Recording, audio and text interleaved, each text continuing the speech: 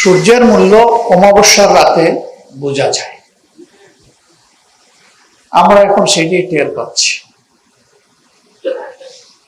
তার উপরে আমাদের 3টা উইঙ্গের গুরুদায়িত্ব ছিল: সাহিত্য, সংস্কৃতি এবং শিক্ষা। এখন আমরা এই জায়গায় পেরেশান হয়ে লোক খুঁজছি। আশা আল্লাহ পাকের সাহায্য আমরা পাবো ইনশাআল্লাহ, কিন্তু আজম ওবায়দুল্লাহকে পাবো না, মতিউর রহমান মল্লিককে পাবো না। তারা মওলার কাছে চলে গেছে। এই প্রিয় সঙ্গীকে এই দায়িত্বের অতিরিক্ত আমাদের কঠিন সময় যখন আমরা দেশের বাইরে পাড়ি জমাতে পারছি না বড় কোনো প্রয়োজনে, তখন তার মতো দ্বিতীয় আরেকজন লোক আমার হাতে ছিল না। দেখে বলতাম যে অমুক জায়গায় যেতে হবে।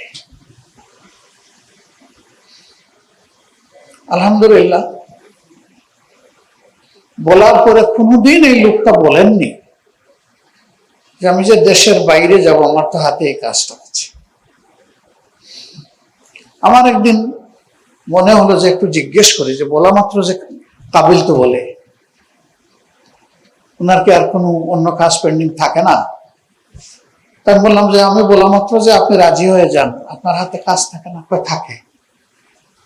তাইলে ওটার হাইসত কি হবে, ওটার হাসর কি হবে? বলে আমার কাছে তো সব ডাকের মধ্যে কেন্দ্রের ডাকটাই বড়। এরকম বহুমুখী প্রতিভার একটা মানুষ, তাকে যখন পাঠাইতাম, তার একটা অনন্য বৈশিষ্ট্য ছিল।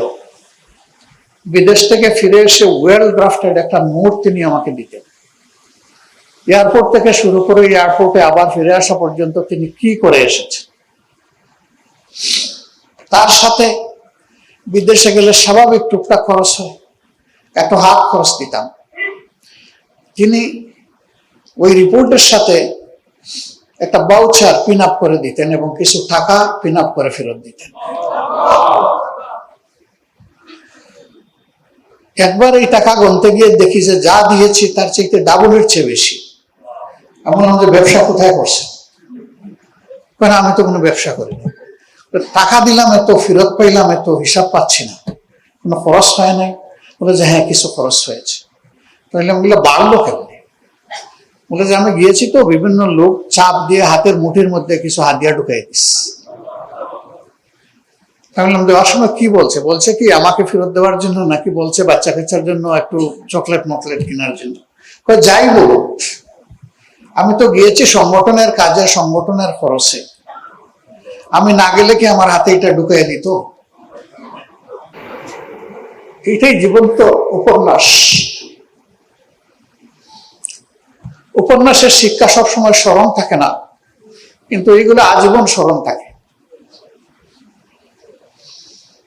সম্মানিত ভাইয়েরা, তার মাপের একটা মানুষ কোনো না কোনো ভাবে একটা ঠিকানা করে, টাকার একটা ঠিকানা গড়ে তুলে। মুসান্না বলেছে শুধু তার জন্ম হয় নাই চিটাগাঙ্গে, আর বাকি সব কিছু চিটাগাঙ্গে। একেবারে ট্রু।